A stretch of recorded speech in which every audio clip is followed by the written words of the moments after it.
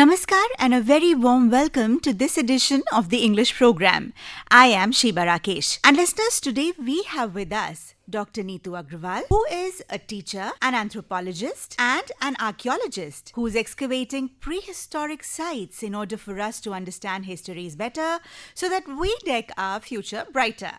Because tradition and modernity go hand in hand from grace to grace, only and only thus. Neetu ji, we welcome you to the studios of Akashvani, Lucknow. Thank you. I'm delighted to be here and share a little bit about our work. So let's start with the basics first. Why should the general public care about archaeological sites and how do they matter in today's world? Well, that's a really important question. I can say that archaeology gives us a long-term view of human life, not just how we evolved physically, but how we adapted and lived together as communities. At sites like Mettakeri, for example, about which I'll be talking about later, early humans responded to changing environments, they invented new tools, adapted to new landscapes, learned to control fire. These are signs of innovation and resilience, which are qualities which are quite relevant today. Right. Take, for example, climate change. It seems like it's just a modern crisis. But even our ancestors faced shifts in climate.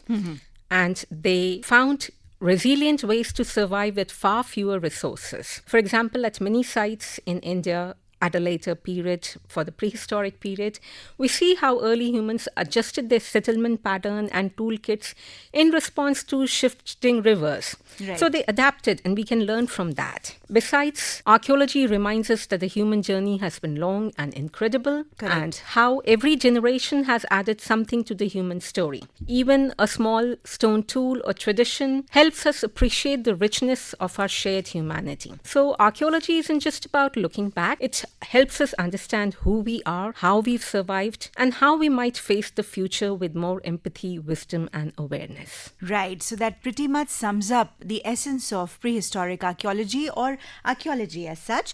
And it definitely tells us that we need to understand our past in order to understand our future or our destinies as it is taking us further in life. Now, as I understand, you have been working at the prehistoric site of Mettakeri in the Narmada Valley. Tell us a bit about it. What makes this site significant for understanding prehistoric human activity? Okay, so Mettakeri is really remarkable prehistoric site in the Narmada Valley. It gives us one of the earliest known examples of tiny stone tools called microliths, which date back to around 45,000 years. In our excavations in 2017 and 19, we found evidence of even older tools beneath these microliths. So at Mettakeri, we see a clear timeline of how stone tools changed from flake tools of the Middle Paleolithic to more refined blades and eventually microliths. So Mettakeri is just one of the few sites in India where there is a full sequence in one place of such a transition, and it is well dated. At Mettakeri, we see that the shift reflects how humans were adapting, learning, innovating,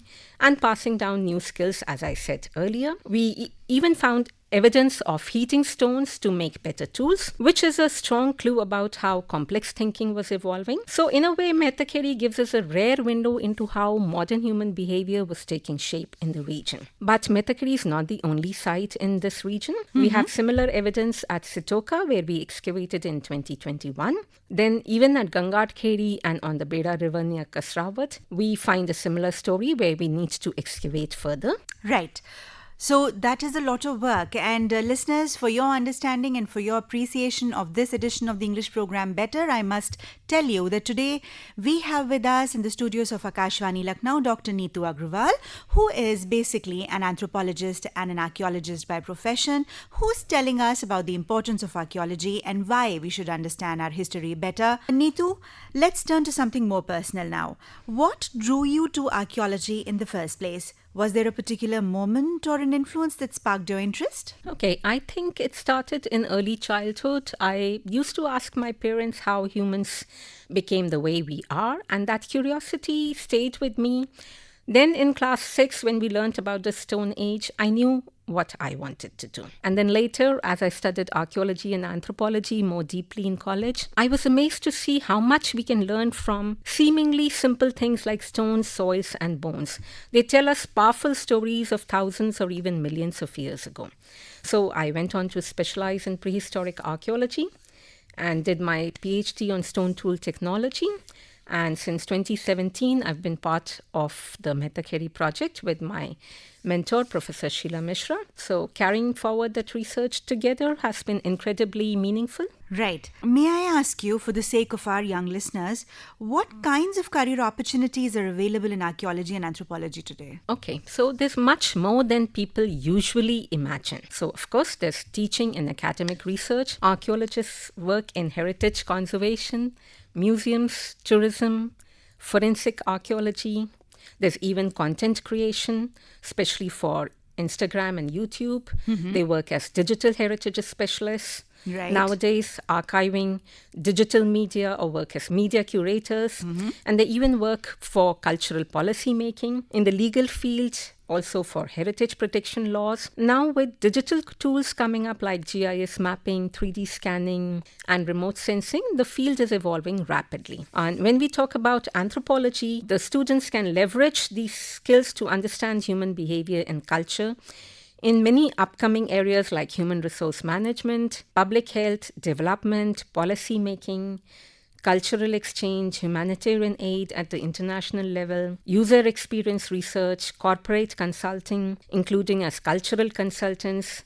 Then there's even data science and digital marketing and communications, disaster preparedness, and even human impact on the environment. So any area of life that touches humans is part of anthropology. And if it relates to the past, it's kind of archaeology. And I must say here that whether you come from the sciences or the humanities, there's a place for you, especially if you're curious and observant. So you can begin with subjects like archaeology, anthropology, history, or even sciences like geology, chemistry, or botany, and then go on to do a master's and specialize further. But I will stress also on hands-on experience. So I'll suggest them to join excavations, field schools, internships, whenever they can, because these help them later in life. And then finally, I'd say just stay curious, ask questions, explore what Yes. it means to be human. Absolutely. And let me also ask you, how do you particularly go on to excavate or uncover stories of the past? So it's a bit like detective work. It kind of starts with spotting the right clues in the landscape. We begin by exploring sites where when we look for places where erosion might have revealed ancient materials, often along riverbanks or hillsides. And then once we find a promising site, we map it and begin carefully digging layer by layer. It's like almost turning the pages of an old diary. And then every single object or change in soil is carefully recorded and photographed, because it's not just about finding tools, it's about understanding the bigger picture. Then in the lab, we study how these tools were made, even microscopic wear marks and residues that show how they were used, what materials were used. And we also analyze the soil itself because it holds clues to the environment people lived in. So each small clue helps build a much bigger story of how people lived, adapted, and interacted with their environment, and sometimes even their beliefs and values. Absolutely. You talked about beliefs and values, and that is very important because we're dealing with history here and we are looking forward to building a resplendent future and understanding how things can get better for humanity as such, for the civilization as such. Therefore, I must absolutely ask you, is there a message, is there something special that you would like to share with our listeners? I'd like to tell the listeners that we must care for prehistorics or any archaeological site for that matter, because they are part of our shared cultural experience. They are part of our shared humanity. And they teach us a lot about how we came to be the way we are.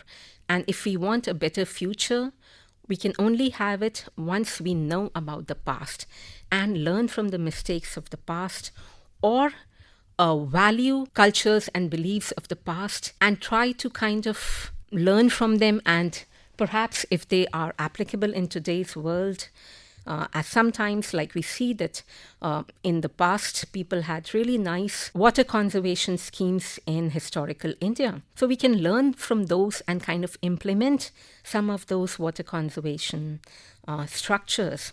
So there's a lot that we need to do. So I must say, especially young listeners, whenever you find an archaeological site or a heritage monument or anything about the past, even for that matter, family history, oral traditions, do care about them. Because if you don't care about them now, they will be gone in the next generation. What a beautiful message is that, Neetu. We must respect what has been ours so that we are able to create something for the generations that are about to still see the world. That was a really beautiful message. Thank you for coming to the studios of Akashvani, Lucknow, and telling our listeners, sharing with our listeners about the shape of our fate and understanding archaeology with them. Thank you so much, Neetu. We are very grateful. Thank you so much. It was a real joy to be here. And I sincerely hope that some young minds would be inspired to look deeper into the soil and the story, help shape a better future. With this, we come to the end of this edition of the English program with the promise of bringing more such sprightly discussions to your radio sets. This is me, Sheba, saying goodbye for the moment. Namaskar.